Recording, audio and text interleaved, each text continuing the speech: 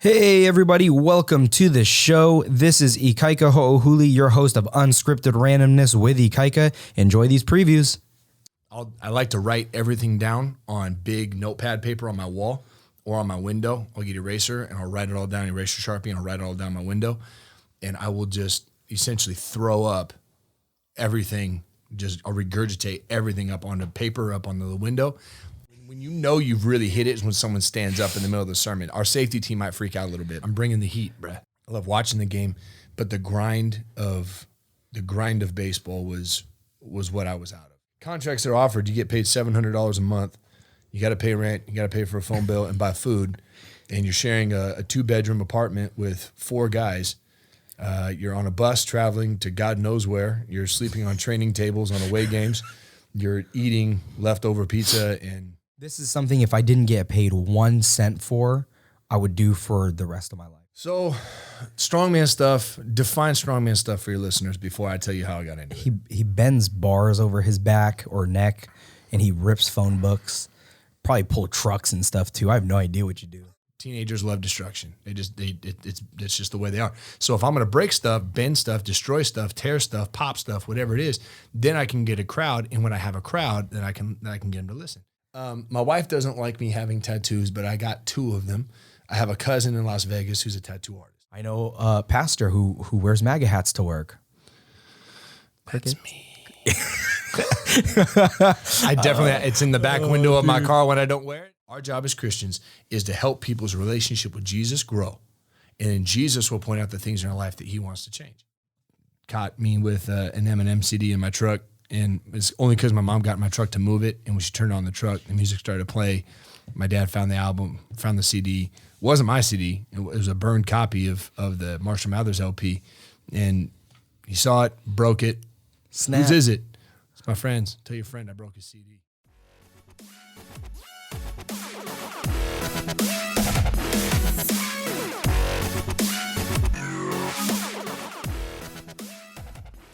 Cool. We're on, man. That's how fast it goes. What are we talking about? Is this live? Yeah. Well, no, not live. It's not live. I will do a live show though. Just not right now. Don't hit me on for the live show. I can't control what I say. Oh, you just didn't hit the record button. It's recording here. It's recording there. Hold on. Look at that. Like we knew what we were doing. So how many followers do you have? How many subscribers? So subscribers, I don't know. I know how many listens I have. Yeah, that's what I mean. Maybe like 10,000. That's it? Yeah. That's a ton. That's a ton. No, so we originally, there was a couple of milestones that we talked about, and we said that if we hit, there was 2 different ones. It was if I hit a certain level on iTunes or if I had a certain amount of listeners. And if they had gone with the 10,000 listens, I would have had to have grown my beard out. But I think that we said that I had to hit like a top 10 in the chart or something like that. Okay. All right. So you got all kinds. You're an important feller. I'm not. I act like I am. It's all a facade. It's all a personification. Whatever you want people to believe, that's what you put out. Which is ironic. When I'm preaching about Sunday, is the image PG series. Whose image are you portraying? Are you talking this Sunday? I'm preaching. You're Sunday. preaching? I'm preaching. Oh, then I need to have this up like today. Then I'm bringing the heat, bruh. I'm excited. I'm nervous. I was doing that right before you got here. I haven't spent. I finished writing it yesterday. I've spent a little bit of time. I've read over it twice, but I gotta get comfortable. I like to know it as much as I can before I preach it, so that it's just off the top and I don't read it. You could tell you do that. Like PG is more on point with his notes. Mm-hmm. I don't know that you go back to the podium more than a couple of times. And it's mainly just to make sure I don't go off rabbit trails. I gotta stick to the script, otherwise I will. And then there's you do it sometimes anyway. I know. Jesus help me. I love it though. It's the style. I'm learning. Constantly evolving the style of communication. We love when you talk. The thing is you and PG have such similar styles. You guys are both very fiery up there. My wife said it well today. Greg's phenomenal at bringing content and challenge and concept and preaching it, and I'm really good at application. How do you take this stuff and apply it to your life? You guys are like a life application Bible together. It's kind of fun. It is. It's kind of fun. You guys are a good 1-2 punch, man. We really are. No, I love it. It's a blessing. What's your process? Because I know this, right? So what'll happen is we do Sean will speak 3 weekends, and then I'll speak 1 weekend, and then and we're trying to get it to the point where it's like 2 and 2, because I've been a part of the ministry for a long time now, and he needs to take some stuff off of his shoulder. My process is that I take the lesson, how I apply it. I write something randomly with no specific Bible messages in mind. I just write my message how I'm going to write it, and then I flip it open, and then I find the stuff after the fact. Or that's my process. My process is weird, and it's probably like no one does it that way. I used to do it that way. I used to you come up with a topic and a concept, and then find the scriptures that you need to support.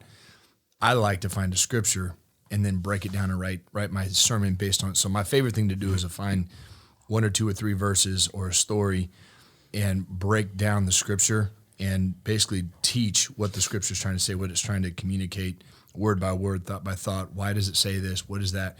That's my favorite, because that's the most applicable way of communicating the Bible. But like I'm doing pastor series, whenever I try and stick within this series, I'll take his concept and I'll apply it the best way I know how. I'll find something that works, an idea, a biblical character or a reference that helps support what it is he's doing. My process is weird. So it's not weird. It's just, it's yours. It's ever evolving, really. Yeah. I like to write everything down on big notepad paper on my wall or on my window. I'll get eraser and I'll write it all down, eraser Sharpie, and I'll write it all down my window. And I will just essentially throw up everything. I'll regurgitate everything up onto paper, up on the window in whatever form. It doesn't make sense. It's scattered. It's everywhere. There's arrows drawn all over the place and trying to connect thoughts. And then after I've done that, I'll sit there and I'll stare at it and I'll start piecing it together like a puzzle. And then I'll type my sermon as I'm staring at all of it. I'll type it all down. So you're a house for pastors then? You ever watch that show? That show is so old, man. I haven't seen that show in years. I know. Yes, I'm like putting myself out there with how old I am. How old are you? I am the same age as you, sir. That's not accurate. So 25. You're 25 for the 10th year in a row? Is that I have a 12-year-old daughter, but I'm 25. It's whatever. No, Ashley and I have a thing. So I really don't care. I think I play the part more than anything else. I'm 31. You're younger than me?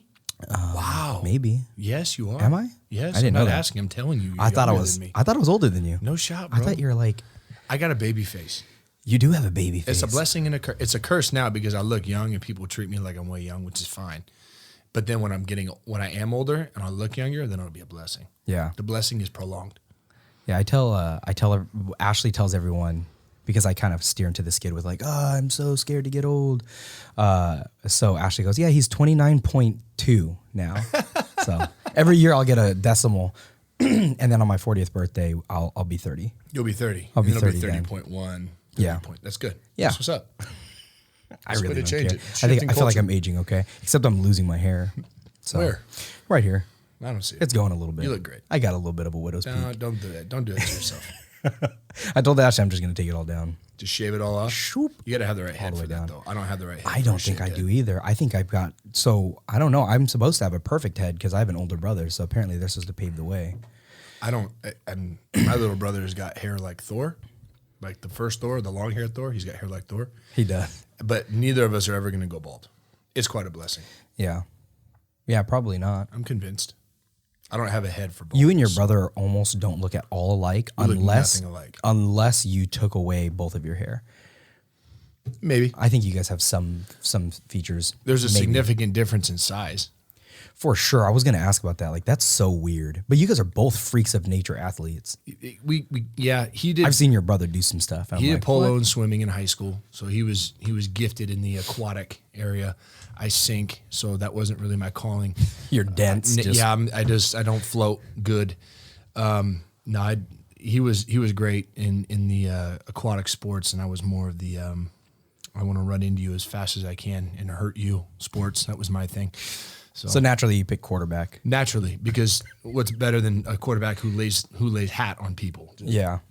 Lead blocking at the same time. You pitch it and lead block. It's a lot of fun. Yeah, I heard that you were a crazy good baseball player. Crazy good. When you say crazy good, I think Derek Jeter. You know, you think the greats. I was a middle of the road baseball player. I just had I got natural size, so that worked in my favor. So you could take any park yard. I could do anything. If I was, I really was at a good arm. I was a catcher, so I had a good arm, which made it easy throwing it down to second base. I didn't have to jump. I just throw it from my knees. Yeah, no kidding. Just so the viewers who don't know who I'm talking to, I didn't even introduce you. Let's do that. Great. Yeah, no, that was a solid intro. Yeah. That was the intro. That was it. So sitting with me, for one, he's one of my really close personal friends. He is one of the probably coolest guys that I know. I feel like I have cool points knowing this guy. He's Matt also Porter needs to know that. That's good. I will cool let points, Matt know Porter. that. Yeah. Well, Matt was here. I've had Matt in the studio too. So Matt was here when I had like shower curtains up. That's before any of this. He is also a mountain of a human being. Appreciate that. I once watched him in the gym. We didn't have any more weights to put on to the leg press. And so we had a couple of guys jump on the back of it, and he was still pushing that up. I remember that. Yeah, I was there for that. That was kind of intense. That wasn't intense. It was really funny to watch. I'm not doing that again. That was not good for my lower back. I feel like you could have done more. We'll never know. We'll just never know. So with me is my good friend, associate pastor of Destiny Christian Church, which is the place that my wife and I call our church home. My wife also calls her place of employment. Yes. I have Pastor Ryan Allen. That's the first time I've ever done that. That's phenomenal. That's the first time we've ever used that. That's the first time I've ever gotten applause. So that's good. That's not true. I've been in the middle of his preaching, and I'm not like Harold. Like Harold is a big like hallelujah. Amen. Amen. Yeah, with his like the deepest voice on the planet. But when Ryan's talking, I'm always like hallelujah. Amen. You got it's a confidence boost for sure. You got to have some people give you some shout outs, some kudos to let you know that what you're saying doesn't suck. Yeah. It's important. I'm a come on and that's good kind of guy. What I'm not a hallelujah and an amen guy. I'm looking for one of the days that we get like people standing up and like with the hand wave or like the sway. You've gotten that, but those are from sway. Like. That's what you need. That's when you know you've really hit it is when someone stands up in the middle of the sermon. Our safety team might freak out a little bit, but I it's good. So I always have people who jump up and sway while I'm preaching, but that's because they're children and you can't keep them seated. Yeah, but don't put age on it. You know what I mean? If they're feeling it, you know, the Spirit's moving. There's kids who take notes, and I'm like, oh man, I'm preaching for you, kid. Darn right. You gotta find the one. You gotta find the one that is, and you just preach to that one. Praise God. Oh, back to the sports talk. We were talking about. I don't even remember before we went to the sound pad. Pablo. Yes, sir. What were we talking about? We were talking about baseball. Baseball. Yes, we were talking about baseball. Yeah, you were talking about your catcher. You didn't have to. You didn't. I love playing baseball. I played all the way through college. Played at Sierra College for 2 years, and then went to a division or an NAIA school in Scotts Valley, right next to Santa Cruz. And they paid for my education, which is why I went there. I wasn't interested in the size of the school. I was more interested in the lack of debt I was going to graduate with. So that was a blessing. And then I had some independent contracts offered to me to go down and play pro down in Texas, but nothing that was worth the time and nothing that was worth the years it was going to take for me to try and pursue something. After my senior year of college, I fell out of love with the grind of baseball. I love the game, and my sons are playing now, so I love the watching them play, and I love coaching. I love watching the game, but the grind of baseball was what I was out of. And my coach my senior year, he was a great coach. If I said the name, he was a pro athlete. He played pro baseball for years. He was a hitting coach for the Rangers when Josh Hamilton, won their home run derby that year. The dude knows baseball better than anyone I've ever met in my life. He was a phenomenal coach, made me a great baseball player, but our relationship got really strained. And because of that, I fell out of love with the game just because my coach he burned me a little bit on it. I didn't like it. So he made it more of a job than a game. and I didn't enjoy that. And so when it turned into a job, I realized I didn't like that being my job, and I didn't want to do it anymore. So Yeah. And contracts that are offered, you get paid $700 a month. You got to pay rent, you got to pay for a phone bill and buy food, and you're sharing a 2-bedroom apartment with 4 guys. You're on a bus traveling to God knows where. You're sleeping on training tables on away games.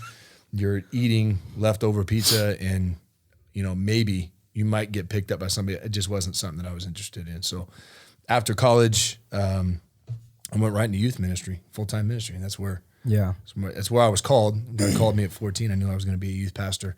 I was going to ask you that. 14 years old at a camp. I got hit by God at the altar, and flat out on my back. God gave me a vision, spoke to me. It was one of 2 times in my life I've ever heard God audibly, and spoke to me as clear as day. You're going to be a youth pastor. You're going to be in full-time ministry, and this is what you're going to do with your life. And so I knew at 14 what I was going to do. So it made the choice of walking away from baseball and walking into ministry not only easy, but it felt right. And I got excited, and then, it's been a journey. So it's funny, right? we only know God's timing in reflection, right? Yep. We only know his plan in reflection because we have no idea. We always think it's one way. So you and I have a great relationship, obviously, and we're good friends outside of everything, right? Outside of ministry, the whole nine. Yeah. And when there was the big change happening with children's pastors, I had made the move over to Fearless or Nation. Was it always the Nation, or I don't remember anymore. The Nation is the umbrella. Fearless is the high school underneath. Yeah. Yeah. So I that and the junior high ministry, because of the amount of changes in names, man, I'm like, they're JV something. Yeah, there's Fearless JV. There you go. Hopefully that's it forever. I hope so. They have a great thing going there. Killing Carly is loving it. So Bino's killing it. Yeah, I always know based on my kids. I mean, how else can you know how ministry is going? Well, that's the indicator. The kids are doing well, and if they're enjoying it, they're growing. Yeah, then that's kind of it. So it was funny. I said, that's got to be it, right? I mean, God placed Ryan in my life, and the natural progression for me would be to especially with this change happening, would be to go with Ryan. When I go to Fearless, that's just when you're getting pulled out. Yeah. And then Sean comes in, and then I get pulled back in because they need one Wednesday from me, and I get pulled back in. I never leave again. I reflected back and I go, no, that wasn't it. Ryan and I have there's different reasons why we're in each other's lives than that. And I thought it was that, and God was like, oh, no. But as long as you know that where you're at is what's right. People say that the will of God is the safest place to be. It is not the safest place to be. It is absolutely one of the scariest. It's terrifying sometimes. But it is the best place to be, because it doesn't matter what God calls you to. If you're in God's will, it's going to be right. It's not safe. It's not fun always, but it's the best place. Oh yeah. I do really feel like the all of this, the big thing with me and Sean is, obviously we're friends, and I love hanging out with the guy, and I love doing ministry and doing life with the guy. Mm-hmm. But above and beyond that, he really helped me find my passion in like everything outside of ministry and outside of work, because I work so much, and then all of my time outside of work is spent in ministry. So much of that time. And so I think I was starting to lose where my passions were, and I really didn't know where they were because I had spent so much time in those areas. And the stuff that Sean and I were doing outside of ministry kind of helped me find this passion, which this is something, if I didn't get paid 1 cent for, I would do for the rest of my life. This is the most fun that I've had doing anything ever, is this. That's how you know it's what you're called to do. And between how to edit this stuff and how to really put it together, I'm never a guy who says, I want to do this, and then it just is a thing that I said. If I say I want to do this, I will just do it. Yeah. And that's what happened with this. I have a book that I'm hoping to launch next year. Mm-hmm. We'll see what happens. But when I said I wanted to write this particular book, I sat down and just started typing. And when I said I wanted to do this, and it really was, God opened so many doors and windows in terms of like benefactor, which will remain nameless, but a lot of this came from, I didn't spend a whole lot on this. Mm-hmm. And And a lot of it was God willing. It was like he was opening these doors and windows going, this is clearly where you're supposed to be. That's good. And I've never had that. I've never had that, like, where I've had God speak to me. I know when he's telling me something, but I've never had that moment. I know I'll have it. Well, I'll have it. I've never had that audible, and I hear all these stories about it. I'm like, I know he's talking You'll to people. get it when it's something that he cannot let you miss. Yeah. You're gonna have to get it. You can't miss it. You got to hear this one. That's when God will speak to you in a way that you won't miss it. You'll know it's 100%. Yeah. So I'm not trying to like completely veer off topics, but this is pretty unscripted and random. That's the reason why the name is Unscripted Randomness. But I don't know why the thought just popped in my head. But how crazy is this football season going to be this year? Which for what? We talking college or pro? Pro. We're gonna go pro. If we go college, I'm gonna have to listen to Pablo's. Oh, by the way, his nickname is Pablo. I know we didn't really talk about that. That's cool. We call him Pablo. That's what's up. It's Pablo. Look this up. That's his Twitter handle. I got nicknames for every intern that's ever worked for me. I've had a nickname for him before. I had one dude who had a little white patch of hair in the front. It was like a birthmark, and I called him Patches. I had another dude who his name was Dijon, and his name was Dijon Beecham, and I called him Honey Mustard. Honey Mustard, Dijon Mustard. So I just called him Honey Mustard, and it just turned into Mustard, and that's what he's known for. He actually introduced himself to a lot of people as Mustard. Yeah, they call me Mustard. Yeah, it's just ridiculous. He's black guy, it doesn't make any sense. Had another dude. He was Peruvian, and his name was Jose. I called him Lupe. He hated it, but that was his name. And then Joel, who Patches, his brother-in-law came to intern for me, and he was late his first day, so his nickname was forever and is still Tardy Sauce. That is his name. It's funny because the one thing I know about you is how you're always on time for everything. Have to be. I was early here today. I know, and I literally told him, I said, "Hey, we need to get these mic checks done because there's 0% chance he shows up late." 0%. I can't handle being late. We got to get the mic checks done. I can't do it. If I am of the persuasion, if you're 30 minutes early, you're on time. If you're 15 minutes early, you're pushing it. If you're on time, you're late. If you're late, there's no point in even showing up. I'm always on time for everything, but I'm never early for anything. I can't. I'm so Hawaiian in that way, dude. Yeah, but that's fine. That's a cultural thing. That's whatever. I know. I'm always on Hawaiian time. My wife is of the persuasion that when she gets there, we just all need to be grateful for the fact she showed up, whether she's on time or not. And then I'm like my dad. My dad's early everywhere. And if we got a long trip and he's speaking somewhere and I go with him, we're there an hour early. I'd rather be an hour early and have to go sit at a coffee shop or at a restaurant and kill time than be stressing because I know I'm going to be 10, 15 minutes late. I hate that feeling of being late. I hate it. When people make me late, I don't like those people in the moment. I love people. You drive me. I don't want to be with you anymore. You need to be riding on the hood of my car because you're making me late right now. That drives me nuts. But yeah, I can't be late to stuff. It runs me up a wall. What got you into the strongman stuff? So, strongman stuff. Define strongman stuff for your listeners before I tell you how I got into it. He bends bars over his back or neck, and he rips phone books. Probably pull trucks and stuff too. I have no idea what you do. I know he's bench pressing cars. So, it feats of strength, strongman stuff. It's got a lot of different names.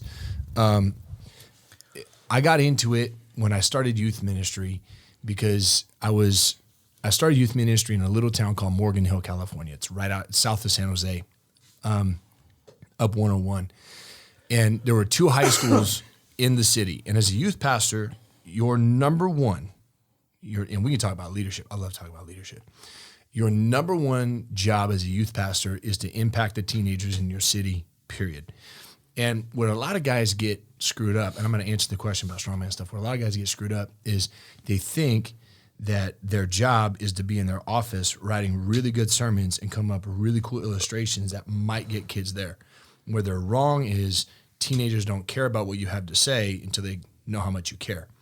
So the government of the United States has really done a nice thing for youth pastors, and they did it unintentionally, but they really helped us out because they put all the teenagers in one place for 9 months out of the year.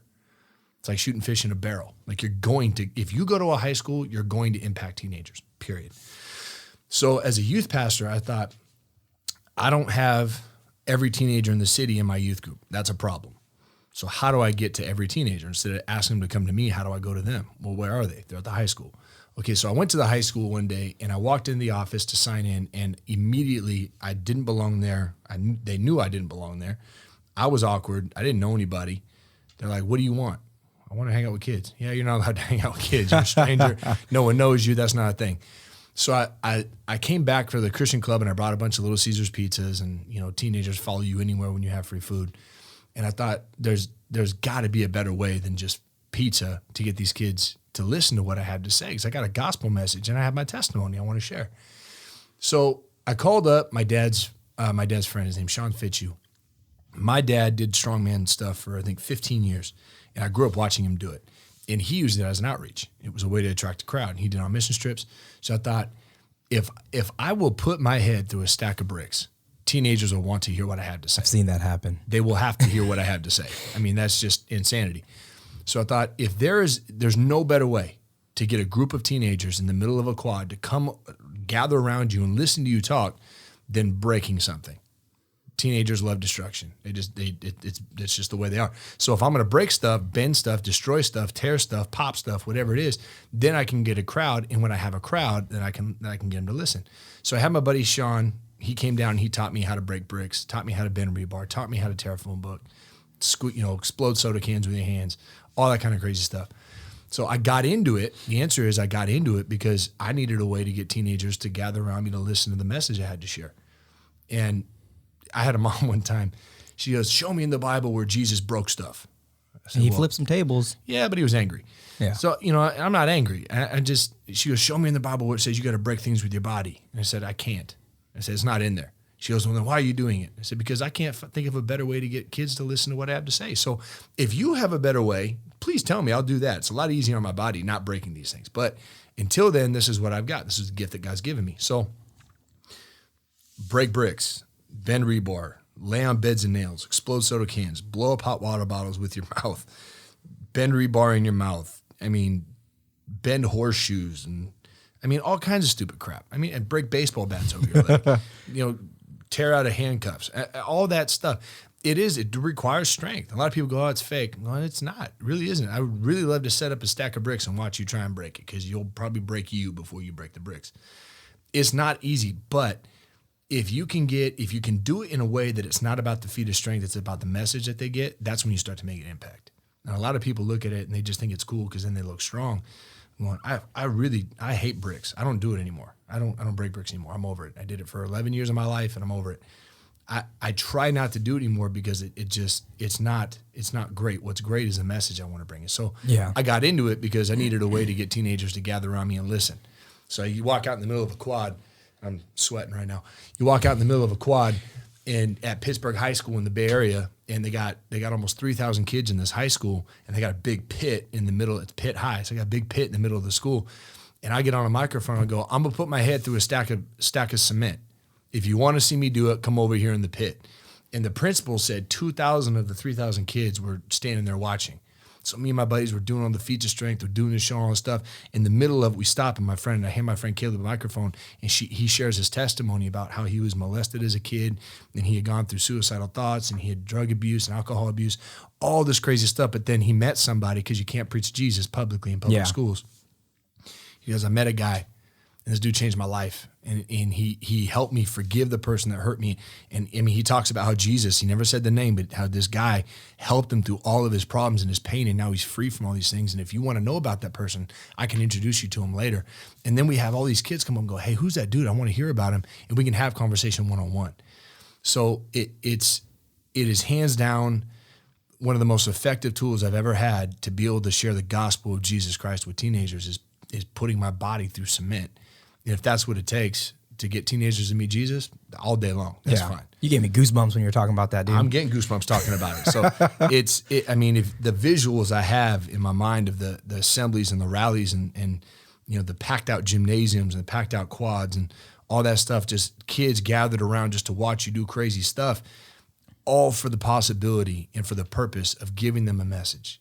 Yeah. Your life has purpose. Your life has meaning. That's good. And that's why I got into it, so that I could impact teenagers. So someone once told me, he said, "You know what? However however you like ministry, that's how you should do ministry, right? Like I'm not putting my head through bricks. I'm not It's doing. not for everybody. Yeah, It's not even for me, but I had to do it. yeah. But the thing is like you were given the gifts and talents to be able to do that, to be able to impact. We've heard it said before, the message doesn't change, but the method in which you communicate the message, that's always changing. So God's gifted me. I have talents, and I don't want to waste my talents, because if I do, God says he's going to take them and give them to somebody else, and I'm going to be cast out. So I'm not going to be the guy the guy looks at and calls me a wicked and lazy servant. I'm going to be the dude that, even if it was a little over the top, I'm going to use my talents. I'm going to do everything that I can to use what he gave me. Yeah. Because at the end of my life, I want him to look at me and say, well done. So, I'm not perfect. I miss opportunities. I don't do everything I should do, but I don't ever want to be accused of not giving my all, not having a total love and passion for the teenagers that God's called me to, for the people God's called me to. And I don't ever want it to be said that Ryan didn't give everything he had for the cause of God. Man, you can preach off the cuff, man. I'm serious. You're like a freestyle rapper. We're just talking right now. That's what I'm saying, though. You're giving me. I'm like, all right. Yeah, when it's in you, it comes out of you. You almost got a hallelujah on the podcast now. When it's in you, that it almost comes happened. out of you. Whatever's in you comes out. Yeah, and that's what's in me. So that's why I do what I do, because it's about people. I'm gonna have you and Matt on. I don't know that I'd be able to. You can't have me and Matt on. It'd be a 6-hour podcast. First of all, Matt Porter and I first met in my interview at Destiny when he was on the board. And brother had this power position. He was leaned back in his chair, turned sideways, and staring at me on the right side of his head. Tell me about your leadership style. What's your leadership style? And I was like, this dude thinks he knows something. He thinks he's hot stuff. So I was like, all right. So I fired right back with the answer. I love the dude. Absolutely. That was when I was like, I have a lot of respect for this guy, because he's confident. Yeah. Matt and I have had a lot of very, very good conversation, interactions, respect, love, relationship. He's helped me. He's grown me. And then we've had interactions and conversations that were just intense and brash, and we both had to come back and apologize to each other later. You put Matt and I on this podcast together, it's going to get hot quick. I love that. So Matt came on with Steven, and they're not like that, because Steven is really like laid back and chill, and Matt is so fire preachery, right? Yeah. And you and him are so similar. We are very so much so similar that you guys on this podcast, I wouldn't get a word in. You should hear us talk just one-on-one in my office. Just conversation between the two of us. It gets intense. I'd love to be a fly on the wall in that conversation. Because neither of us, first of all, if there's a bush to beat around, we're just going to drive over the top of the bush. We're just going to say it the way it needs to be said. Kind of, it's good sometimes and it's not good sometimes. But that's part of the joy of conversating with Matt, is you never have to wonder what he actually means. Oh, he's just going to tell you. That's how I feel with you too. That's the way it is. Yeah. If I have something to say, I'm the same way too. I'm going to say it nicely. Yeah. You're going to hear it. Yeah. What are we going to talk about next? Next topic. Actually, you know what? I didn't know that you had tattoos. I have two. I have two. Any plans for more? Plans, yes. Execution, maybe not. Here's why. My wife doesn't like me having tattoos, but I got 2 of them. I have a cousin in Las Vegas who's a tattoo artist, and I hadn't seen him in 20 years. So I went down to go visit my cousin, and his story's intense. It's not mine to share, but say this, had he followed God's plan for his life, the dude would be making an impact in the nation that's unrivaled. Yeah. He's an unbelievably gifted, talented human being. And he's one of those guys that it didn't matter what he touched, he was good at it. And it was really annoying. Skateboarding, he got good at it. Football, he had a full ride scholarship offer to Fresno State. Like, the dude, he's a tattoo artist now. He's an artist. I don't know how many guys can play football and then go do tattoo artists at the same time. He's just phenomenal. And he's an entrepreneur. The guy grinds. He works his butt off. So anyways, I went down to visit him. Pablo, you've said those words about somebody. I said what words about someone? That everything that you do, what is it? Everything that you do, you're good at. It's annoying. Oh yeah, those exact words have come out of your mouth. Yeah, that's you. He says that about me all the time. Are you trying to give yourself kudos? I am. Well done. Well done, Pop. Hold on. I'm trying to. That's also the first time I got to do that. Real. Oh my gosh. So, long story short, I went down to visit him. I got my first one inside of my bicep. It's my son's initials with Psalm 127. It says, "Sons born to a young man are like arrows in the hands of a young warrior. Oh, that his life would be blessed and his quiver would be filled." And so my sons, you have kids. Do you have any kids? Okay. You don't have any kids. Kids they're a blessing. They're a gift from God. And when I say they're a gift from God, they're not my kids, they're God's kids. He's just put them in my world to raise so I can help build them into who it is that God needs them to be. So yes, they're my sons. Yes, my wife and I conceived them and gave them life, but they're God's kids. God's the one who put them together. He made them the way they need to be. So it's not my job to make them what I think they should be. It's my job to build them the way God needs them to be. And they're a blessing. And it's like, I'm proud of my boys. So I put them on the inside of my arm, and then my back, the one on the back side of my tricep, it's a Cairo. It's the original symbol of Christendom within the Roman Empire. Constantine took it all over, and it was on his standard. And when he went on crusade and all that, the Cairo. So it's the Chi and the Rho. That's what I got. I've always wanted one. I wanted one in the palm of my hand, but I didn't want that pain, so I went in the back of my tricep. I do want more. I have a limit. There's actually certain places I'm not going to go. It's all going to stay on my right side, and it's not going to go any further than my chest, and it's not going to go any lower than my elbow. But my dad is not. My dad's pastor. Been a pastor. I'm third generation pastor, so old school, and does not like me with tattoos. Now my dad rides Harley Davidsons, and he rides with ex-HAs, dudes that are just bad, just covered head to toe, and he's cool. He doesn't have a problem with tattoos on other people, but tattoos on his son, it's a whole nother story. Yeah. So he saw my first tattoo, and he didn't say anything about it. He's like, "You got a tattoo?" Yes, I did. When? I told him. He goes, "What is it?" I told him. He just shook his head and walked away. Didn't say anything. Second tattoo I got, he saw. He goes, "I didn't say anything the first time, but you're going to hear me on this one." So we had a conversation about it, and he said, "You're done. No more. Do not get any more." Now, mind you, I was 31 years old at the time. I'm going, 31. I'm independent. I have 2 kids. I got a wife, full time. I'm good. I can make my own decisions. But then there's this verse in Exodus chapter 20.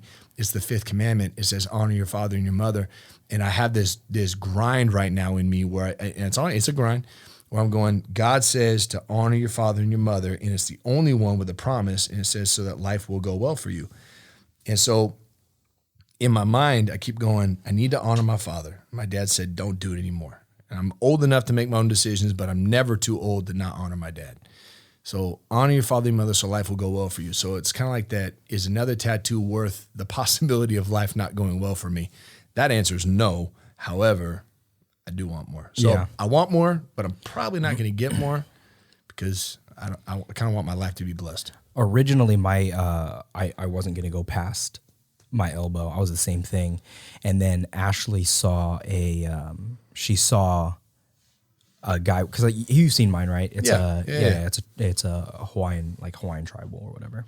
And originally I was just gonna do to the elbow, and then she saw a sleeve in like the Polynesian print. She goes, "No, you can go the whole distance." I'm off. Oh man, I just scheduled my appointment. So shout out to my boy Jay at Solution Inc. He did the shoulder cap, and he's going to do the rest of it too. So my problem right now is that I'm going back down to see my cousin in July. That's my problem. Yeah. Because he does family for free. He doesn't charge, so I haven't paid a dime. I like it. I like the arrow. You've seen my bow, right? I've seen yours. Yeah. I mean, he did great. He does great work. He does a good job. Yeah. I want an anchor. I want a big one. I want it to go behind here, under there, with my wife's name on it. I got a couple of little things I want to get to. So if I go see my cousin in July, there's a high probability I'm coming back with another one. I'm gonna have to talk to Jesus about it because what I just said. No kidding. It's gonna be tough. My whole left side. So I've always had this vision. I'm doing both arms. I'm going all the way down. You're going all out, all the way down on both arms. I'm not gonna do any chest. I'm not doing any back. I wanted to do the back, but it is what it is. I'm doing both sleeves though. And on this arm is gonna be all family and God. I'm going to do the Lion of Judah on the top. Yeah. The 3 crosses with Jesus right underneath it, just fading into it. Yeah. And then it's going to fade into the mural that I have for my kids. So my kids all have different passions, and because you have kids and they have different passions than one another. Obviously, Carly loves camping. She's super outdoorsy. So I'm going to do some.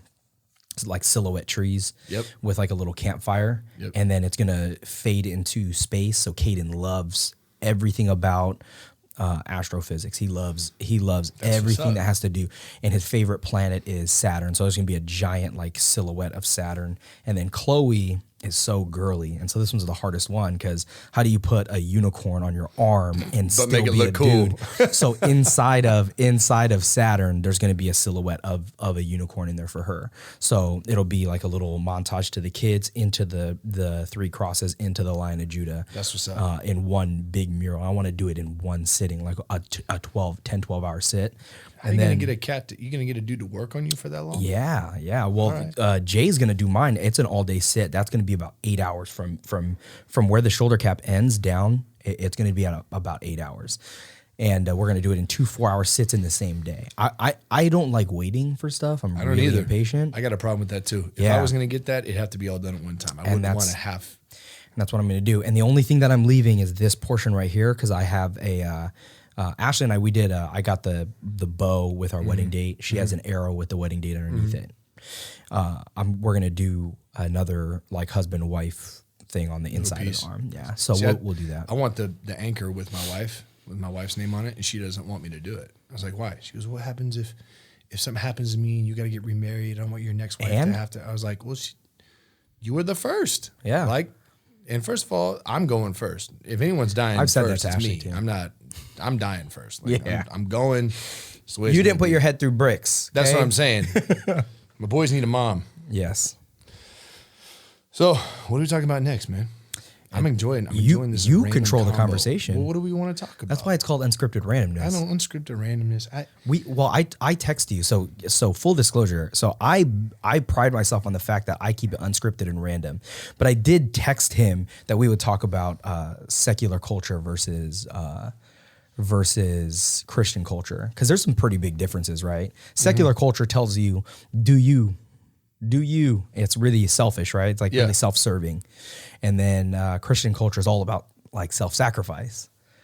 And so I did text you that we would talk about that at some degree. So we can always do that. Or you said soapboxes would be jumped on. You'll jump by you. I meant by you. I stay so neutral and in the middle.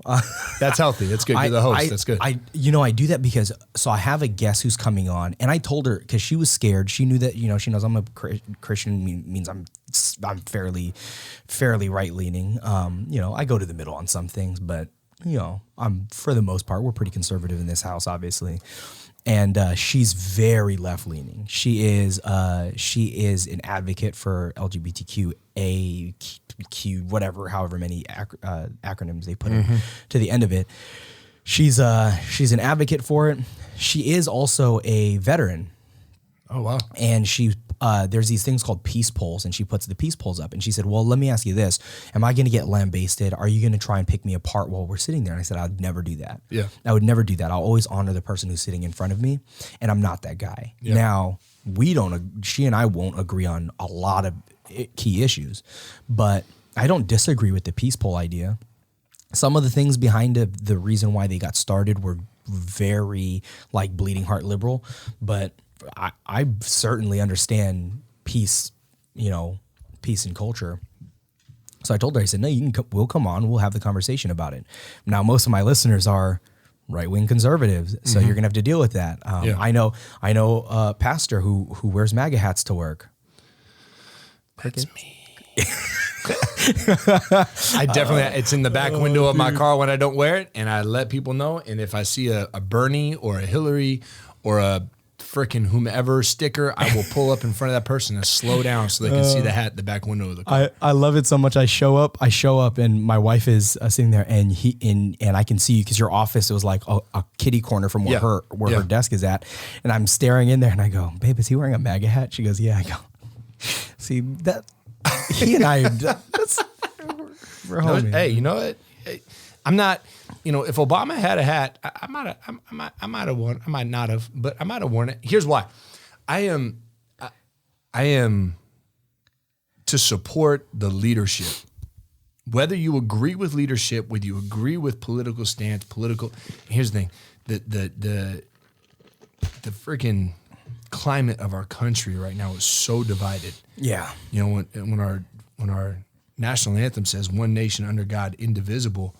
That indivisible word it's not being abided by. It's not being abided by because under God is not being abided by. That's exactly right. So There are things in tidbit our pledge of allegiance right now that we don't have allegiance to anymore. We don't have allegiance to anything anymore. Our allegiances are to ourselves and our opinion. My truth is my truth, and your truth is your truth. And unfortunately, your truth is a load of crap if it's not based on the Word of God. Period. And I am for what God's Word says. You are to support and submit to leadership. Doesn't mean you have to like, doesn't mean you have to agree, but you need to support and submit. Because if you don't support leadership, then God's not going to bless what it is that you have to do. And that's anything in life. That's as parents, that's as your boss, it's your president. It doesn't matter who it is. You're supposed to support and submit to leadership. And when you do that, God will deal with leadership. God will take care of you. If you support and you submit to leadership, God will always protect and take care of you. If you don't and you grind against and you push against leadership, then when things start going bad, you're on your own because you've put yourself out there to take care of yourself. If you will support and submit to leadership, God will always take care of you despite the leadership. So, I support our president because I agree with a lot of the things that he says. I don't agree with some of the things that he says, but I'm not going to sit there and bash the dude on the things that I don't like. And I'm also not going to raise a banner and scream praise Trump on the things that I do like. I'm going to submit and I'm going to support. Ultimately, and I say this to my wife all the time, I watch Tucker Carlson at night. It's my favorite news show. I love the dude. He's such an antagonist. He just pisses people off. It's my favorite. And I love his facial expressions. But I watch that show and I constantly pause it and I look at my wife and I go, I am so grateful that our confidence is not in government, that my confidence in my future is not in people. It's in God. And it doesn't matter how bad our country gets politically.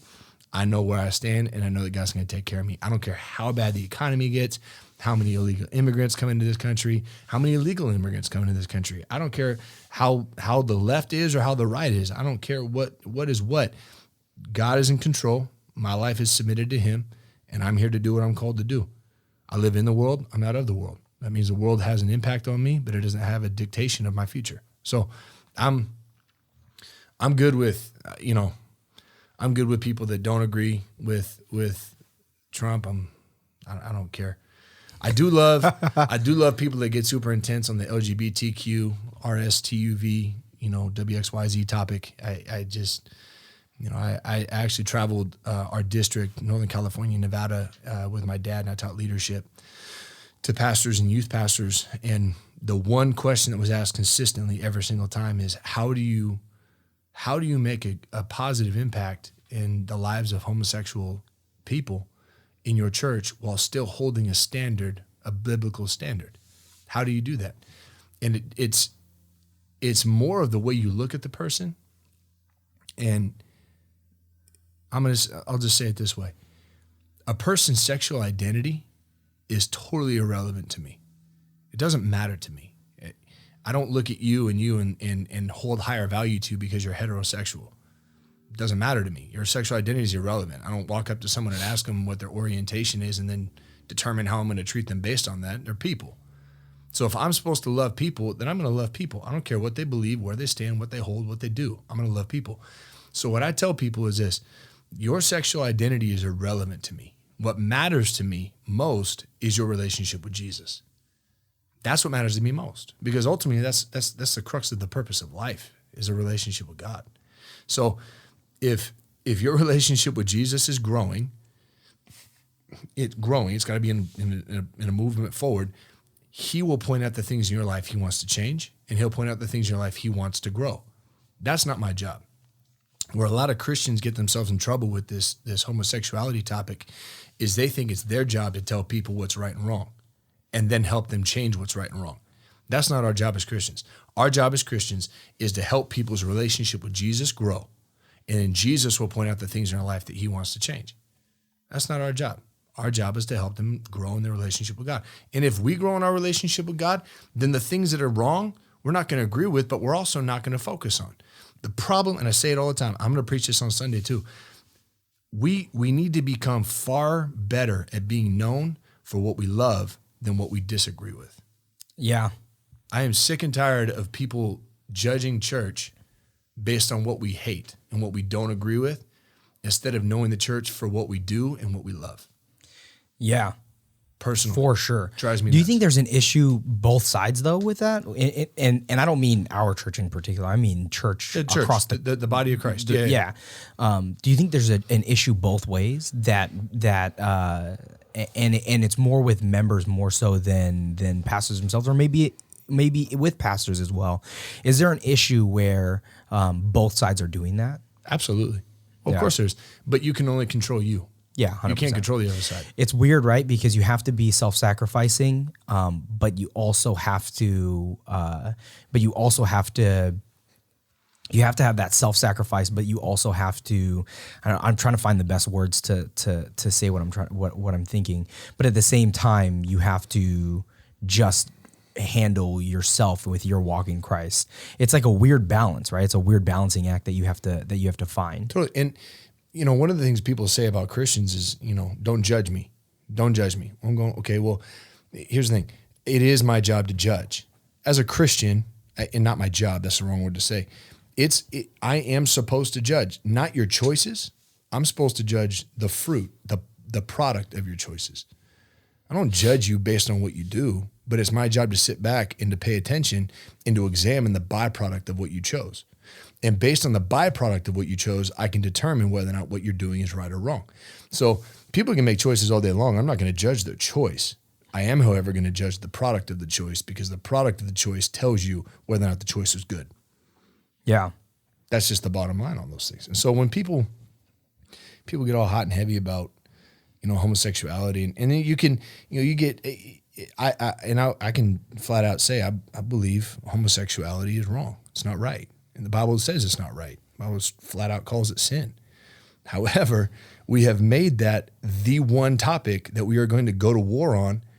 But why do we not address every other issue that is sin as well that the Bible also talks about? Yeah. Lying, gossip, slander, deceit, perversion. Looking at a woman lustfully. These are all sins. The problem with people is that we judge sin on a vertical scale. You got murder and rape and all these other things at the very top, and then you've got lying and manipulation and gossip at the bottom. Well, that God looks at it on a horizontal plane. Doesn't matter what it is, it's sin. It was sin. Because it's separating you from him. Doesn't matter what it is.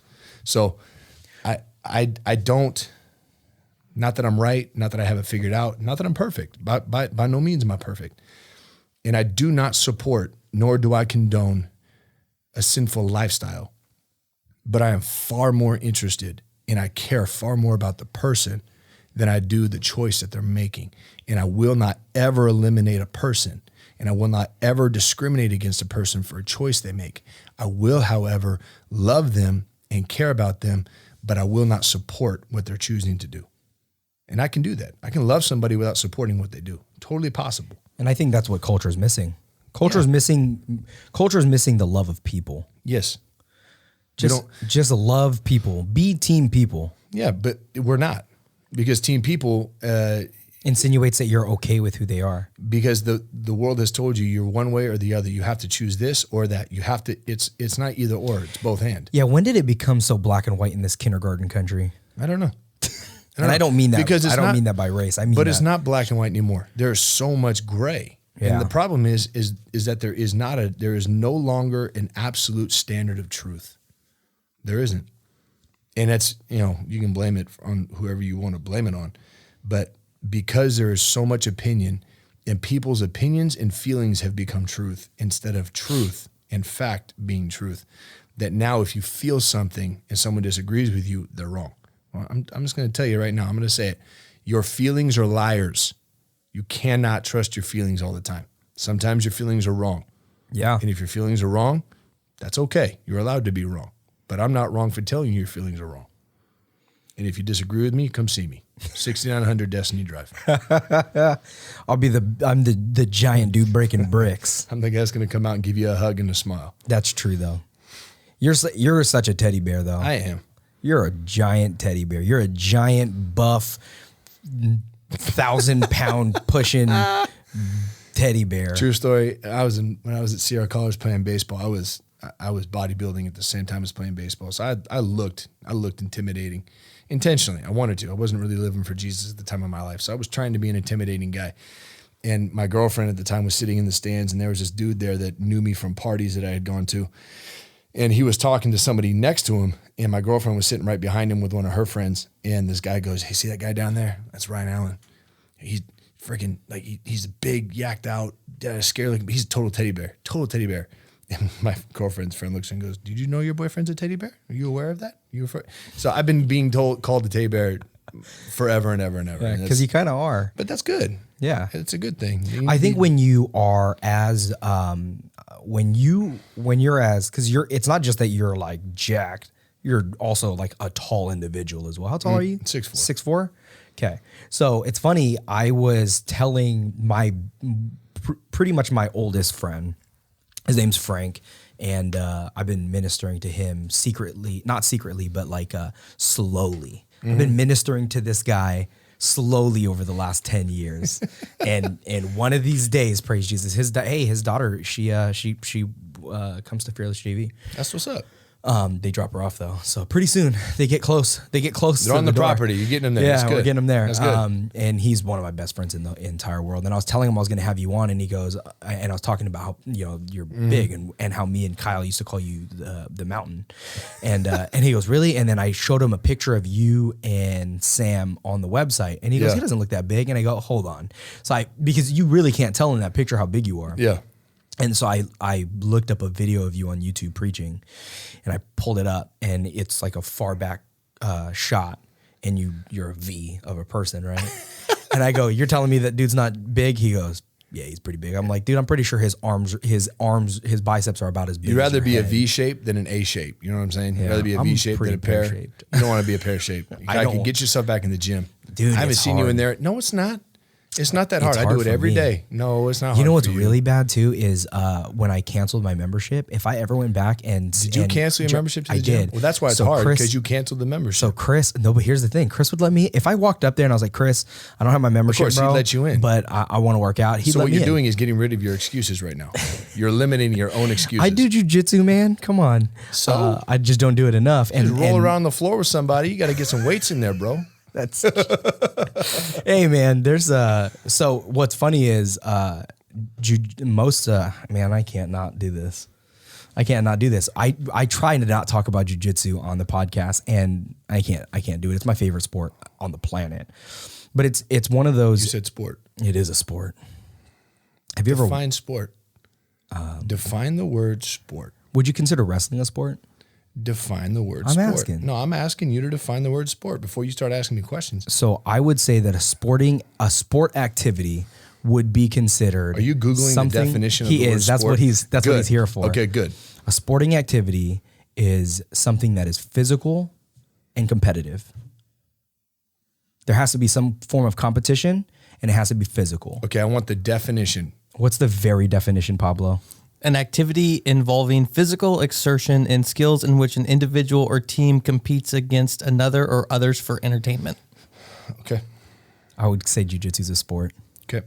Based on that. Fair. Hey, I'm not going to disagree. No. Just, So here's the thing. My wife and I have had, because of that very definition I just now gave you, I said cheerleading was not a sport, but the very definition I go off of would make me hypocritical. Again, I'm a human because I don't think it's a sport. But whatever.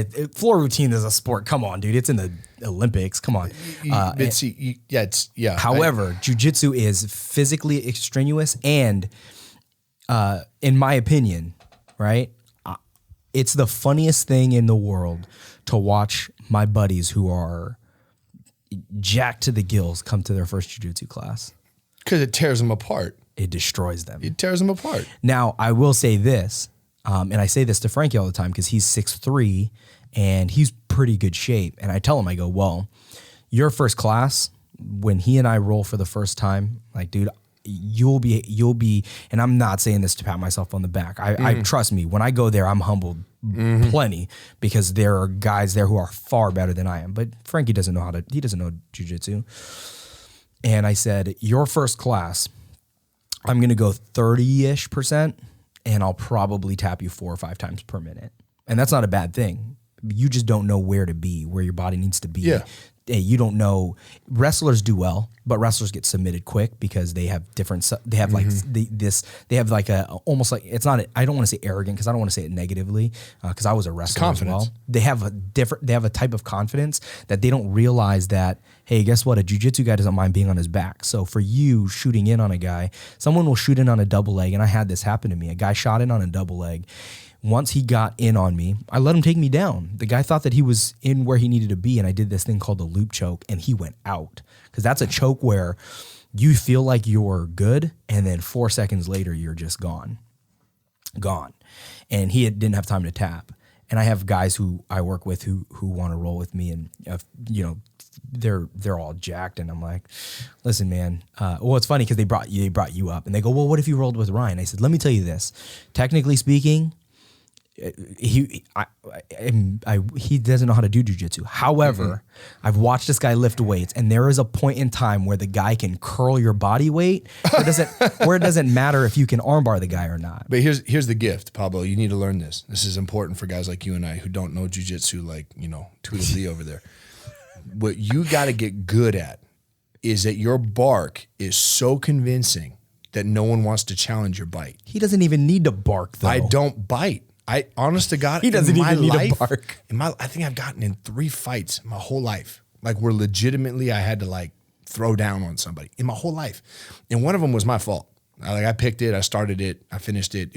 I felt terrible.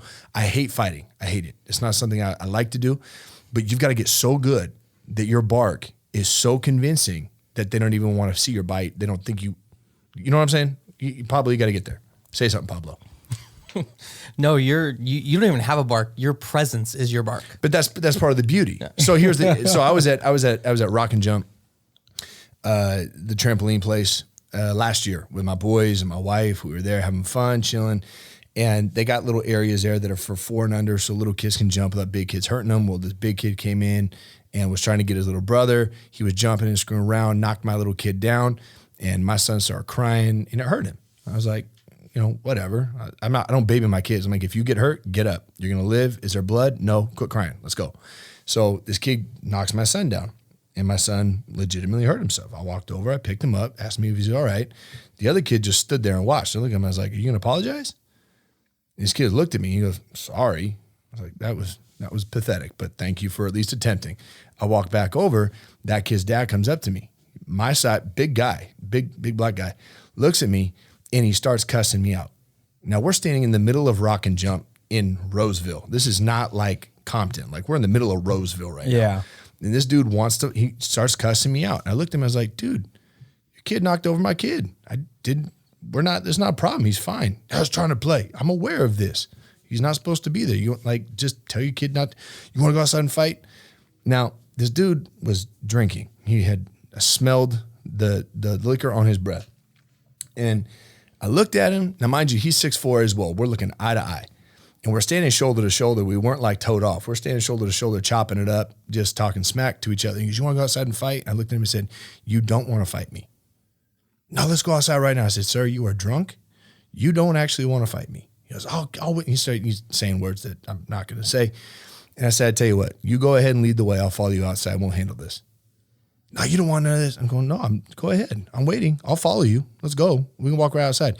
And I was banking on the fact that the dude was so drunk. And then also that I was like confident. You got to portray the confident enough that he didn't want it. And we didn't end up actually doing anything. He ended up walking away. We were good. But that's what I'm saying. You got to get to a point where you are so good at acting like you can that no one actually ever has to find out if you can. See, I'm bad at that. And Pablo could tell you this. I'm bad at doing that. Only because I don't like to fight. Let me preface that. However, if somebody calls me out, I love to tap somebody out.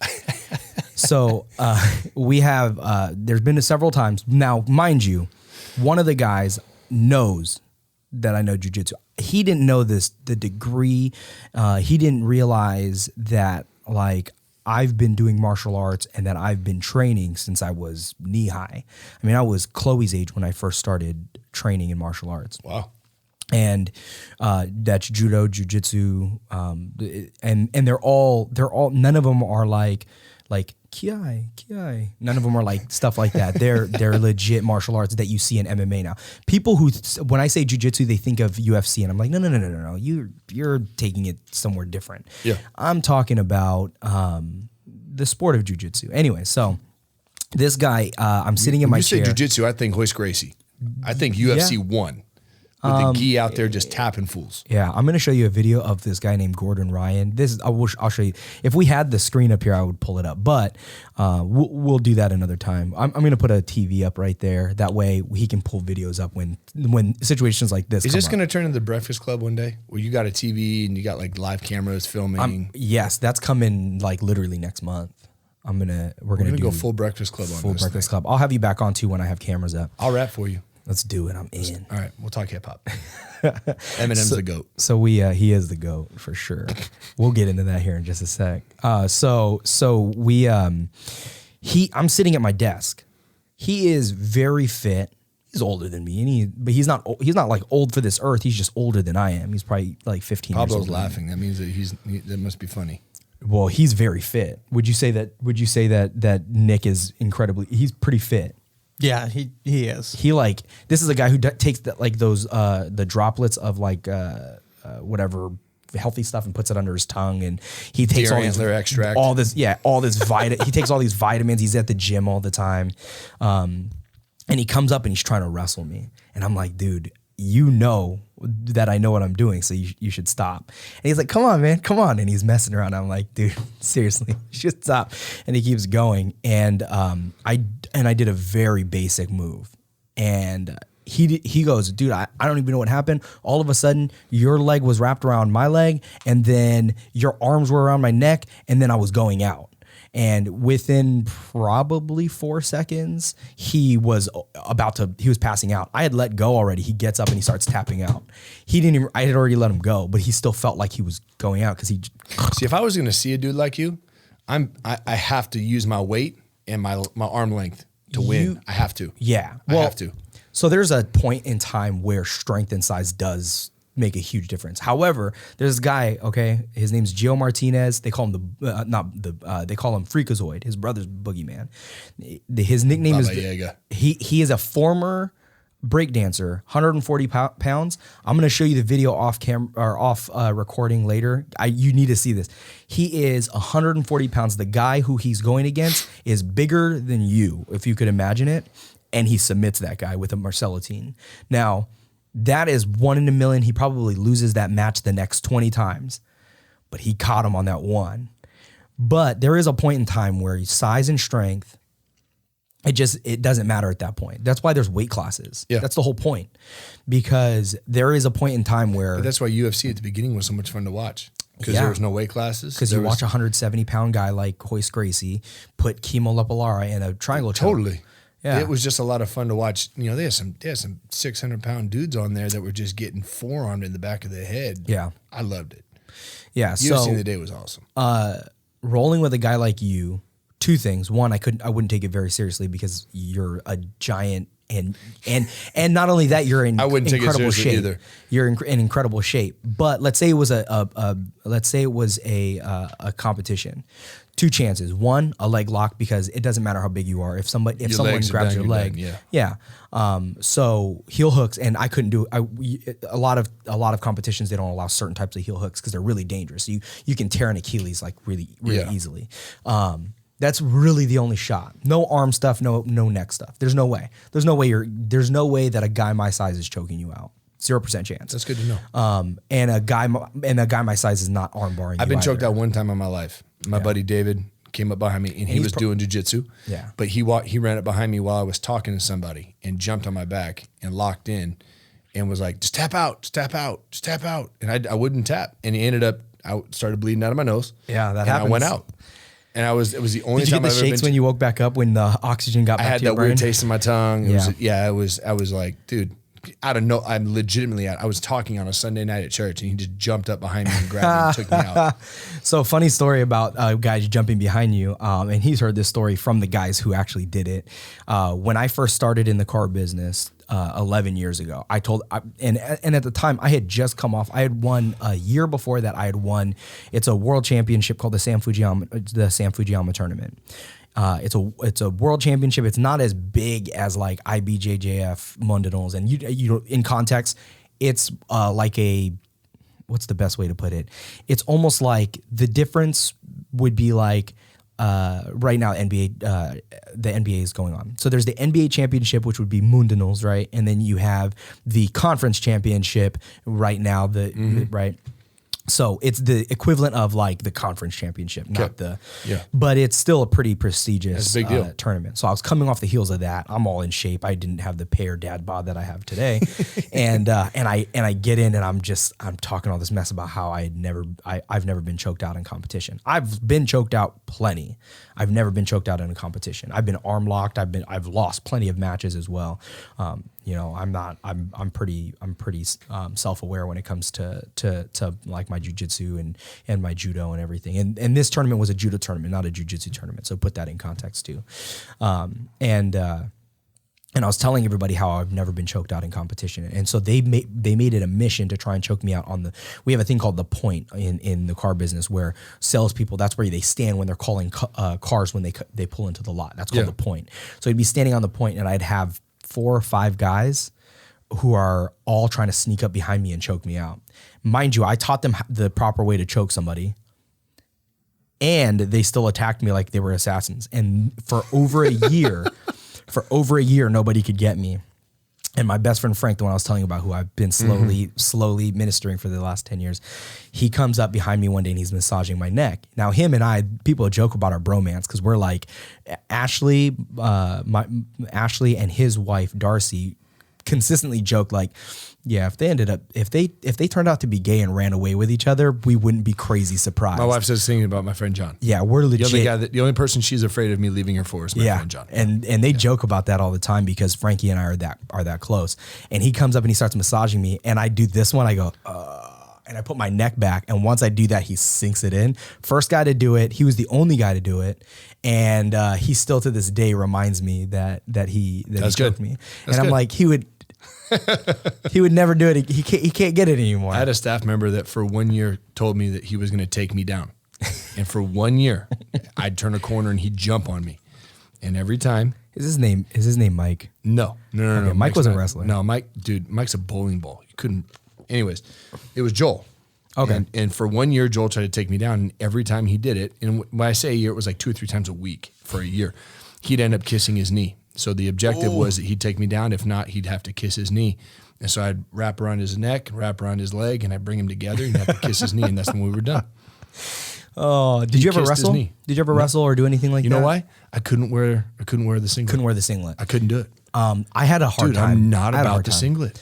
I had a hard time doing that at first, but a lot of competitions now are allowing people to use like MMA shorts. Bro, you let me rock shorts, I'll be a wrestler all day long. You would have been, and you still could be, but you would have been phenomenal because it's not just here's the thing is I keep talking about how big you're, but it's not even that. You're like freakishly strong. But I don't have the killer instinct I used to have anymore. It's gone. No, but there is the sporting aspect behind it more than the killer instinct. Because for me, it's all sport. So I have no killer instinct. I don't want to hurt anybody. But I don't really care. But see, I have a switch, and when that switch flips, then it's it goes dangerous. white. It's bad. You should. That's only flipped a couple times, but both times it was not fun. So yeah, you should not train in any kind of fighting. Only because if the flip did switch, it's best that Switch did flip. It's best that you only know the amount of stuff you know now. If you trained at all and then the switch went off, like you can. My buddy Caleb, he's an Oakland PD now. He trained. He and I were working out. We'd go work out, do weights, and then we'd do boxing, Muay Thai, kickboxing, stuff like that, just for cardio afterwards. And he taught me some stuff and showed me some stuff, and I got good. And boy, my nose, you pop my nose, I'm gonna lose it. You pop my nose and it's over. I'm going red and I'm gonna hurt somebody. So I'm really lucky. And when I used to train, and I did some kickboxing, a little bit of Muay Thai, a little bit of like Western kickboxing, very little boxing, not a lot of stand up. I did enough stand up to know certain angles. Like I can quarter turn so I don't get popped in the face, and then I shoot in on someone because I'm a wrestler jiu-jitsu guy. I'm not a stand up. Does he end up talking about jiu-jitsu every podcast? Every podcast, it ends up coming up, huh? It does. Yeah, we're gonna one day, once we have cameras in here, we're gonna have a whiteboard. Days since Ikaika has talked about jiu-jitsu. Good. And it's constantly gonna be at 0. Okay, good. It'll never know. It's, it's not even gonna be 1. The only way it's gonna get to 1 is if they're out of town and we're not doing a podcast. This is good. It might be my favorite thing about anything. So what I heard you say, just to summarize the entire last little segment, is that the next time I see you in the lobby at church, you want me to try and choke you out. Don't do that. That's what I just heard you say. It was a challenge. Here's the thing. If I get my chin down, which I inevitably will, you could still break my jaw. Yeah, but that's why you just don't put your chin down. Just let me get in there and we'll tap out and we're good to go. Like I said, it's a pride issue. Nothing, It really is. nothing on the top of your body. My only shot is an ankle lock. That's it. Well, it doesn't matter how muscular the ankle is. If somebody hooks that ankle, muscular ankles. I've never seen a good ankle exercise. Muscular calves. I mean, you have strong enough legs. Yeah, strong enough. I've literally, again, I've seen you push every weight inside of a weight room. The most frustrating thing about my legs is they are strong, but they will not get big. I cannot get my legs to grow big. Johnny Bravo. It drives me up a wall. I'm gonna give you guys some time to get to know each other because I got to use the bathroom. I've been trying to hold this thing. How much longer do you want to talk? Oh, that's up to you. However long. I know that you're working today. Today, yeah, I'm supposed to be at the office an hour and a half ago. This is awesome. So, no, we'll wrap whenever. Today. So we'll wrap whenever. Right. But I'm gonna go do that. You I'll do be you, right back. Pablo. I need to know why. Yes, sir. Why? First of all, why Oklahoma? You told me your dad played for Oklahoma. Mm-hmm. He was a safety. Yep, he played for like 6 games for Oklahoma. 6 games. Yeah. So graduated. My dad's 40 years older than me. I was his first kid. Yeah. And he was 40 when I was born. Graduated Roseville High School 1971. Didn't know what to do with his life. He loved football. Says, all right, well, I want to play football in college. Well, I'm going to go to Oklahoma. They run the wishbone, and I like that, even though he played defense. Mm-hmm. Goes on. Chuck Fairbanks is the coach at the time. He says, man, I've never seen a white boy run so fast. And he walks on. Now, he was technically on the practice squad, but every week the captains got together and they voted for a practice squad player to suit up for the game. Yeah. Every week, that was my dad. And he's only getting in garbage time, right? Got in, I believe it was K-State, Kansas State that they were playing. And he had his leg rolled up on, tore everything all the way across. They told him he'd never play football again. Well, to him, that's the reason that he went to college. Yeah. So fixed his knee, dropped out, moved back home. Keep in mind, this 1971. I think it was like a month, maybe 2 months later, got his draft notice and ended up with a career in the Army. Wow. Anyways, but he played for Oklahoma. That's what's up. Yeah. And what's funny, I've never been to Oklahoma. I have never been to Oklahoma. So actually, they're going to be in LA. They're playing in Pasadena. They're playing UCLA. Are you going this to the year? Yeah, I'm going to fly down there, and it's weird. Like I don't do vacations like at all. I've got one coming up at the end of this month. It's family camp with the church I used to go to when I didn't work as much as I do now. Week-long trip. Super excited. Went for like 15 years in a row. That's Up what's to the up. same place. Yeah, Family it's like a camps are whole cool. week. Yeah, no, it's awesome. But like that's a vacation to me. When we go, it's a week after my birthday. I play September 14th. I'm flying there on a Friday, go to the game on Saturday, fly back Sunday morning, and yeah. That's awesome. But I'm super stoked. That's gonna be fun. Okay, we need to talk about this Eminem goat thing. Eminem goat thing. The Eminem goat thing. So. Okay, this is the last topic. Yeah, I know. I literally, and Ashley just texted me too, so I'm like, you know what? It's probably perfect timing for us to wrap. So did you follow the beef between him and Machine Gun Kelly? Yes. So With much interest and intrigue. yeah. So obviously, obviously what the things they're saying to each other is not appropriate to be repeated. However, when I heard MGK's first rebuttal, I went, man, that's going to be hard to overcome. And I'll admittedly, I underestimated the fact that M is just still a savage no matter how much older he's getting. Yeah. And then he came out with Kill Shot, and I went, I hope MGK doesn't say anything. Well, he I can't. hope he doesn't try to come back from that, because He said he had something to come back with, but he put it away. And I was like, you didn't have anything to come You back had with. nothing. You The had guy nothing to talked come about back your with. man bun and the can't- fact that you're a mumble rapper. You can't, you just, first of all, Rap Devil was the greatest diss of Eminem that may ever exist. Hands down. But that's because the good guys, the good rappers will never go after M. Well, no, because none of them are dumb enough to go after. Yeah. him. And, I mean, give MGK props. He's stupid enough to try it, and he actually pulled it off. Like, he did a good job. And I respect the fact that he actually he wrote it in, what was it, a day? Yeah, Recorded it in one day. Yeah, recorded it and then shot the video. Yeah. I mean, the video was out in a couple days. That's what I mean. And he came up off the top. That's talent. That's ability. Came up. But, like my favorite thing, M's like, I got to wake up Memorial Day. I got to wake up Labor Day to this. Like, Yeah. some no-name dude's coming after me. Okay. All right. Well, if this is what you want. I mean, he doesn't headline his own show sometimes, right? He headlined, or he opened up for Fall Out Boy. That's funny, dude. Well, and there's just Yeah. a lot of respect. MGK's talented. He's good, and he took a shot at M, and he got shot back at. And I think I think he did it to help out, his career. It gave him some more notice and credibility, recognition. What blows my mind, Yellow Wolf just came out with a diss track. He just dropped on a bunch of people. Yeah. And at the end of it, he says, "Trunk Music 3, go find out how I feel about MGK." He's got MGK on his song, which Machine Gun Kelly says to M, "Don't be a punk and take my verse off of Yellow Wolf's album. Thank you."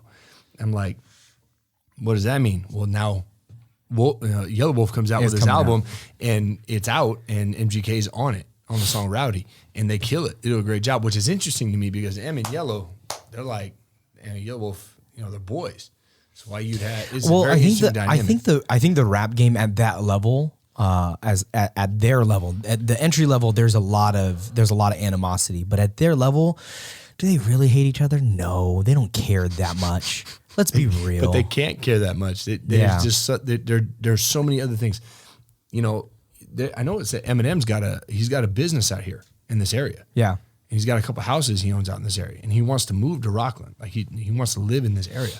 So I know he's out here somewhere. I'm hoping, I hope it doesn't happen, but I do. That he has a flat tire on the side of the freeway, and I pull over, and it just so happens to be him, and I can help him change his tire. You help him change his tire, and then I just want to meet you guys the dude. become best friends. I don't know if I want to be his best friend, but I just want to meet the dude. I just want to get a chance to meet him. What happens when you get him to If I could tell Eminem about Jesus in a manner that he would listen, and in a manner that he would understand, in a manner that would change his life, that's good with me. Let me ask you this. I don't even need credit for it. I just wanted to know Jesus. People that I know who listen to it, and I even listen to NF as well. Would you consider NF the Eminem of Christian rap? Yeah. I think he is. If you have to have a comparison in Christian rap, yes. But I think NF is so, he has done so good for, and you call it Christian hip hop, Christian rap, whatever. I got a couple friends that are Christian hip hop artists. I got some people I know that hate the phrase Christian rap. I'm a Christian that raps, all that stuff. NF is a Christian, but he's good about not trying to pigeonhole himself. Yeah, he's incredibly talented. He sings a lyricist. couple of songs that are very Christian rapish, but he's, for the most part, he's secular. He has a secular sound to him that is clean and good. I appreciate the fact he's clean. Yeah, I love that. There's three big ones, right? I mean, you would say Lecrae because he's bursted into secular. I'm not a huge fan. I'm not. He did a couple of songs. With Andy Mineo that I really appreciated. Yeah.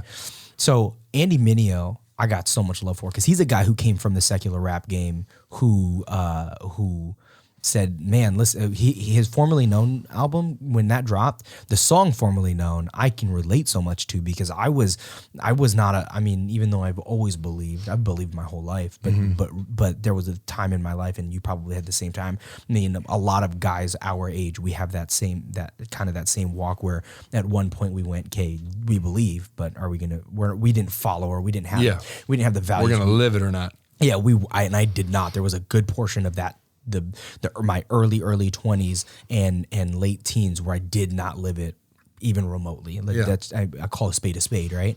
And I relate so much with it, because he talks about like struggles with promiscuity and like he said, like he used that line, like my speech was all venomy. I'm like, dude, that was me. That was me not that long ago. Even rejoining the church, that was me. And so I think the kids helped me a lot with that, but above and beyond that, it wasn't even that. I was at work one day. He knows this too. I was at work and I'm like, what the heck are we doing, man? I'm like, I'm just gonna stop now. And everyone was like, oh, why are you doing it? Is it because you're a Christian? I'm like, dude, I've been a Christian my whole life and I still talk that way. So no, that's not why I'm doing this. I'm doing it for different reasons. And I've said this to Tiffany and Eric are close friends of mine and Ashley's, and I've said this to them all the time. I go, listen, even in my best of best and righteouses of the most righteous of righteous, if I stub my toe, I'm not saying, oh dang it. I know I'm not saying that, right? 100%. I know it, but I also know it's wrong that I'm not saying it like that. But No, I grew up in high school listening to Eminem. I wasn't allowed to. Dad, I'm sorry. But crazy funny story. My dad caught me with an Eminem CD in my truck, and it's only because my mom got in my truck to move it, and when she turned on the truck, the music started to play. My dad found the album, found the CD. It wasn't my CD. It was a burned copy of the Marshall Mathers LP, and he saw it, broke it. Snap. Whose is it? It's my friend's. Tell your friend I broke his CD. So, anyways, I grew up listening to Eminem, and I don't know why. I didn't relate with anything. My life wasn't like his at all. I didn't relate with any of his struggles, any of his life, any of his story. It was what I think I got attracted to was his style, where he was angry, he was rapping, it was real. And it wasn't about all the same crap everyone else was rapping about. Yeah. It's still to this day, he doesn't rap about that stuff. And I appreciate that. Yeah. Because it's you listen to all this nonsense, Drake and Lil Uzi Vert and whoever all these guys are. None of them rap about anything. It's all the same crap. And what drives me nuts is that's what sells. yeah, It drives me nuts about music is that the crap that's the crap that sells. And the people that are truly talented, they don't get found. ever. And it's just I'll say this. I will say this. There are two rappers who I don't necessarily agree with a lot of the things they say, but they're on that. They're almost on that same playing field when it comes to their lyricism. One of them is Logic. Logic's lyrics are a lot of times really astounding, and they're like profound thoughts. If he were to use that tongue to glorify God, and I hate to say it like that because that sounds really weird or sounds funny, right? But the way he's so eloquently puts words together, he is like a wordsmith in the way that that M is, and he just raps in a different way. He doesn't rap with that angry intensity. yeah. He raps with like a lyricist voice. But man, it's his lyrics. Sometimes I listen and I'm like, I can't help but love it. He has that song Everybody, and there's obviously stuff that he says in there that's not fantastic, but the message behind it is just amazing. Who's the other rapper? And the other one would be J. Cole. J. Cole's just got these lyrics that I love. I tried to listen to J. Cole a couple of times. I couldn't do it. Old stuff, his really, really old school stuff. I haven't heard any of J. Cole's newer stuff other than stuff that plays like if Frankie's throwing it on his computer at work. All his old stuff when I was into rap, and J. Cole was one of them. But Logic, I'll tell you this much, man. I'll throw Logic on today. Sometimes he has a clean edit of his new album. Okay, he actually does a song with M called Homicide, and that song is amazing. I'll find and it. if you listen to the clean edit, it's just as good. All right. It's just as good. He could throw all the bad stuff out and it'd still be good. Yeah. The song is Logic is my favorite lyricist. I enjoy secular music sometimes, but the problem is if when I start to listen to it too much, I feel off. You feel the feels, yeah. It feels bad, feel grody. So Logic has a song called Everybody, and it's legitimately about how everybody believes the same way and that we should treat people like people. Yeah. That's his thing. And Logic is he's half black, half white, right? Straight down the middle. Yeah. His mom's white, his dad's black. And he talks about, he has this line, he says, I don't want to butcher the line, but he says like something about how people look down on him, like black people don't say that he should be ashamed of his white side, and his white side says that he should be ashamed of his black side. Is essentially like what he's saying in the message of the song. And he says this line where he's like my great granddaddy didn't take a whip to the back. And when he says it, I was like, oh, that was like the craziest line ever. I'm like, But that's that real stuff that I enjoy. and that's what I'm gotta be saying. real. He's got a real message. I wish that he just could clean it up with the language, man. But because his lyrics are so powerful, Yeah. he sings the song, and it got really popular because he had a friend who committed suicide, and there's that 1-800 hotline for suicide, and the song is the 1-800 and whatever the hotline It's the number hotline is, number. 335 whatever. That's his song. He sings about getting help if you. That song was if you big do for a it. while. That's him. I don't know if you knew that. Yeah, That's I what know it it was him, was. And so he has music with a lot of well thought out ideas. But That's good. yeah, he needs to use it to glorify Dude, I've enjoyed God. this, Listen man. to that Logic. This has been good. This was a lot of fun, man. I appreciate you coming on. I appreciate you having me on. Yeah, we did an hour and a half. I'm surprised. I thought we were going to do an hour because I knew you were working today. So hour and a half, I like it. That's good. This is my lunch. I'm taking my lunch break right now. So I'm gonna go back and I'm gonna work to my lunch. Hey man, I'll tell you this. This was a meeting because we definitely discussed life. This is good, life. yeah. And I do need to get a picture of you behind the mic because I posted on the Instagrams. Let's do it. I call it the Instagrams because I'm hecka old now. Boom. Ashley's gonna be like, your picture sucked. I guarantee. Ashley, the picture was perfect. Picture was perfect. Quit hating on my picture. Yeah, don't hate on. Is it because it's hurting Ryan or me. because It's of how really, the picture honestly, was? it's Ashley just doesn't like me. It's just what it is. I kept asking her because I was all excited about having you come on, right? Because it's a big deal for me because you're an important dude at the church. There's not a person in that church who doesn't know who Ryan Allen is. But I wish I could say that about I wish I could say I know everybody. I'm gonna get there one day. I'm gonna know everybody. Oh no, you're not. Okay. That's But I love you for trying. Do you hear that, Pablo? It's very discouraging. You're just not. You know what though? You and Greg are you guys are like enigmas to people. What do you mean? Like you guys are hard to figure out. Why? I don't know. I'm pretty easy. Yes. I wear my emotions on my face, on my sleeve. Yeah. I don't know. I'm pretty easy. Well, so PG, we bumped in this last thing because I know you got to wrap up. We bumped into PG at Garden of Eden. Yeah. And I was trying really hard not to talk to him, only because I get he's a public figure, and I get that people go up to him all the time, and I hope he didn't take it the wrong way when he was like, "Hey, how's it going?" I was like, "Hey," he's like, "You getting food?" I'm like, "Yeah," and he's like, "Oh, what are you gonna get?" And I said my order, and that was it. I hope he appreciates the fact that I was like, dude, you're at lunch, do your thing, eat lunch. He was with Riley and his son, and I was like, I know one thing. I'm not a huge small talk guy. Like I want to talk to someone about something. Yeah. And that's all. I didn't want him to feel I didn't want him to feel like he had to talk to me. I love talking to the guy. My first time I met him, I was talking trash about the Niners with him. That was our first conversation. That'll get him fired up. And it was a real conversation. He and I were joking around and stuff. Yeah. And he and I joke around about sports, but I didn't want him to feel like I'm one of those guys that is, because I got so much respect for the guy. I'm like, dude, I want him to be able to have lunch with his son and Riley, and not have to worry about like, am I going to have to have my pastor hat on like I'm right gonna now? say it's a real thing. It really is. Pastors are people, and just like just like you guys want your personal space, alone time. You got times you feel like you want to talk to people. You got times you don't want no one to say a word. We feel those things too, totally. Yeah. And pastors have a higher standard, and it's part of being who we are and what we do. And that's acceptable. It's totally fine. There's nothing wrong with that. But where you say we're an enigma, I mean, I'm just like everybody else. There is a higher standard. You and I are different. Yeah. Like I talk to you. Yeah. I mean, with other people, they're like, they'll say stuff to me about you, like in the best, most respectful, like wanting to know who you are thing. And I'm like, just talk to them. Well, there's an honor and a reverence factor that people have, and I appreciate that. I really do.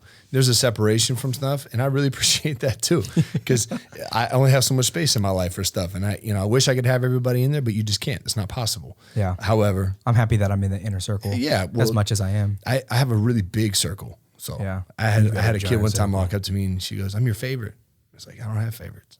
She goes, "Well, I'm going to be your favorite." I was like, "Well, you're going to be very disappointed." So, I don't have favorites. There's I'm a lot sorry. of people who think that they're your I don't have favorites. All right, man. We'll wrap this up. I appreciate you. Buddy. I'll put the play out in post. I do want to do this one more time. This is the first time I've used the sound pads on a podcast. So. Drop it. Thank you, everybody. Thank you. Thank you. This is amazing. Cool, man. That was Ryan Allen. I'm gonna edit this out, and I'm gonna have it tomorrow because you talked about what you're gonna be doing this Sunday. Come to service on Sunday morning. I'm excited. 8:15, 9:30, 11:30. 8:15, 9:45. So you don't even 11:30. know anymore because it's 8:15. They all blur 9:45, 11:30. Just get your butt to church on Sunday morning. Get to church, y'all. Love you guys.